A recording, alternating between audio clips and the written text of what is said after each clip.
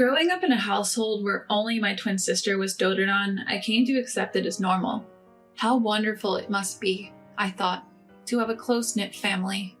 The people who say, "We must cherish our family," are likely those who have been cherished themselves.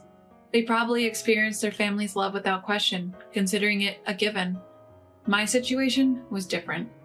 My family was anything but close, and I don't remember ever being treated as important. To be precise, I was the only one who was treated like an outsider in my family. I'm Martha, a single woman in her 30s. As I mentioned, my family is not close. To be exact, everyone in my family, apart from me, gets along well. From the outside, we look like a happy family. But ever since I was little, I've never had a good time with them. I have a twin sister named Lisa. From our childhood, our parents doted on her. She was beautiful, vivacious, and savvy. They absolutely adored her. Conversely, they neglected me, despite being a twin, because I didn't resemble my sister. I had no standout features and was a bit of a daydreamer. When Lisa wanted to learn ballet, they quickly found a class for her. They spared no expense on ballet shoes, tights, and other gear for her practice. At every recital, they enthusiastically ordered extravagant costumes to make sure Lisa looked the cutest. In contrast, whether I said, "I want to go to swimming school," or "I want to take piano lessons," the reply was always the same. "You don't need any classes. It's a waste of money to let a clumsy kid like you do anything."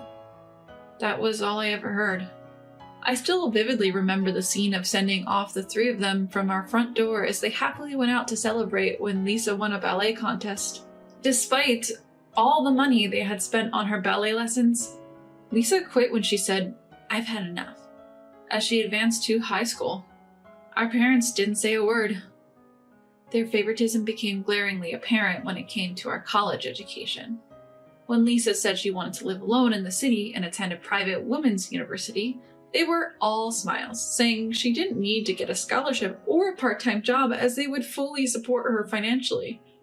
However, I was told that it was unthinkable for me to go to college, that I should be grateful that they raised an underachiever like me and should start working after high school. After a lot of negotiating, I was barely allowed to attend a local public university on the condition that I wouldn't rely on my parents for money, would contribute financially to the household, and would take care of the chores. From then on, I struggled juggling studies, a part-time job, and housework. I had a scholarship, so I couldn't afford to fail any subjects. I had to pay for my own living expenses, so I couldn't take time off work. If I didn't do the housework properly, they'd make me drop out of university.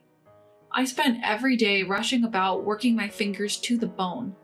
In contrast, my sister, who occasionally came home, looked just like a typical college student with fashionable clothes and hairstyles, seemingly enjoying her campus life with study and leisure. She always mocked me, who hardly had time to care about my appearance and looked worn out. "You really always look so shabby, don't you? I don't want people to think I'm your twin sister. I can't believe you can go out looking like that. I couldn't live if I were you, let alone go outside. And by the way, the university you go to must be really low level, right? Is there any point in you going to such a school? Isn't it just a waste?" My mom, siding with my sister, also scorned me. "She's right, you know, Martha. You're not the brightest bulb. Going to college will be a waste for you. You're always wandering around in shabby clothes. You're the neighborhood joke. On the other hand, everyone always compliments Lisa, saying what a beautiful daughter we have. It makes me so proud." Since I was young, I was used to this irrational resentment from my family. I didn't have time to care about their petty insults, so I hurried off to my part-time job. And so, the tumultuous 4 years of college passed, and both my sister and I managed to graduate. My family celebrated my sister's graduation with a trip overseas where they bought her a designer handbag. None of it had anything to do with me. I planned to move out after finding a job, but my parents stopped me. "We've raised you till now. As a way to repay us, do the housework, give your paycheck to us. Living alone is a waste of money. We won't allow it." So I ended up staying at home.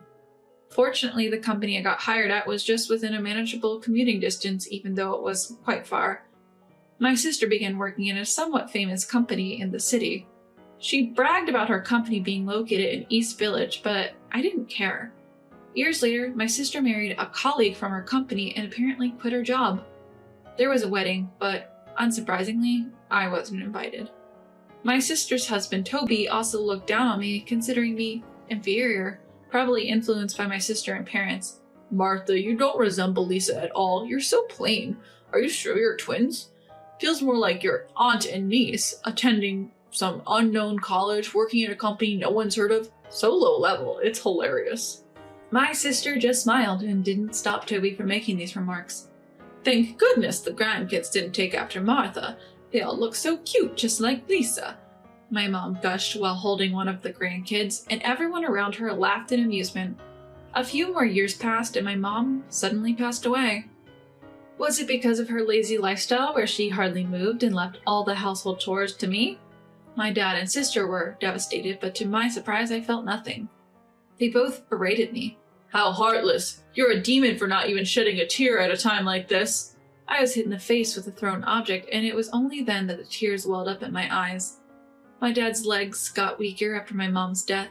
He wasn't to the point where he needed to be in a nursing home, but he needed help with the little things in daily life. My days were busy with work, housework, and taking care of my dad. My sister occasionally visited our home, but she only came to ask for pocket money for her kids from Dad. My dad never thanked me. In fact, he complained about everything I did. The bath water was too hot, the food was bland. He always ended with, "Your mom's death is your fault," as he threw something at me. My dad's legs were a bit weak, but apart from that, he was perfectly healthy. He used the money I contributed to the household to go out drinking in the daytime. When that wasn't enough, he demanded more from me. Why is it that he claims his legs hurt at home and makes me do everything, but he's perfectly fine when it's time to go out drinking? Looking back, I should have cut ties with such a family and escaped a long time ago. But back then, I was used to being treated unfairly and being subjected to harsh words since my childhood. It felt normal, as if my senses had been dulled. I never thought of escaping, and I was living with Dad alone. Then one day, my sister called out of the blue. Before I could even say hello, she started ranting. How long are you planning on relying on our parents and staying at home? I am moving in with Dad, so could you please leave right now? I didn't understand what she was saying, so I asked again.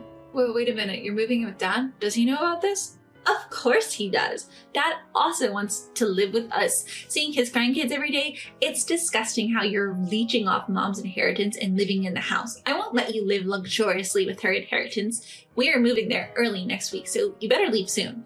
And with that, she hung up abruptly. I was struck. I was stuck at the words Mom's inheritance. Mom's inheritance? What was that about? Anyway, I had to confirm it with Dad. Dad, are you really planning to live with my sister? Upon hearing my question, Dad coldly confirmed, "Yes. Lisa and her family will take care of me. I can't keep living with someone like you, who can't even do basic house chores properly. Lisa has told me that I don't need to worry about anything and wants me to spend time leisurely surrounded by my grandkids. Don't you think she's such a filial daughter? In contrast to you, you have always been a disappointment, never getting married. All you do is waste the house's money, and on top of that, you're not even attractive. I'm ashamed to consider you my child. Get out of here. You're a nuisance. I'm severing our parent-child relationship." I found his words odd. What does he mean by wasting the house's money? I had a lot on my mind, but it finally hit me. Since both Dad and my sister are asking me to leave, there's no need for me to hold back anymore. I decided to leave this place proudly. I called my sister. "Like you said, Dad also wants to live with you. He said he's cutting ties with me. I will leave by this week." That's very understanding of you. Please don't cause any trouble for us in the end. You're not a part of our family anymore. Right, sorry for all the trouble I've caused so far. By the way, when I move out, I can take my belongings with me, right? Clothes and such? We don't need any of your stuff. I bet they're all cheap anyway. Take everything, but don't touch the house's money or stuff. If you do, I will call the police. Got it. I will only take my things. And I hung up the phone. Well, I gotta move out all my stuff, I said, rolling up my sleeves with gusto. A few days later, while I was still unpacking my belongings in my new home, my phone rang. The moment I answered, my sister's furious voice blared. What the hell? What's going on? What do you mean? What's going on? I held the phone a bit away from my ear as I responded. Still, my sister's voice echoed shrilly. There's nothing left in the house. No furniture, no appliances. Where did you put everything? Here it comes.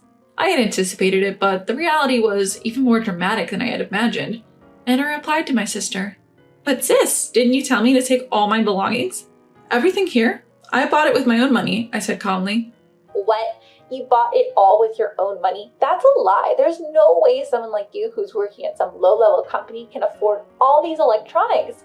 You've even replaced the furniture since Mom passed away. You've probably used Mom's inheritance, right? Give them back. I'm going to call the police. I sighed inwardly. As I suspected, my sister was confused. I began to explain to her slowly, so she could understand in her state of excitement.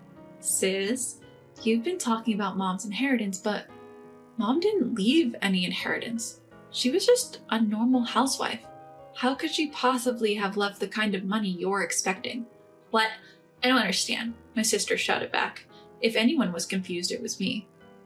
The Roomba, the drum washing machine, and stuff like that, I bought them because after Mom passed, I got busy caring for Dad and working. These electronics helped me save time.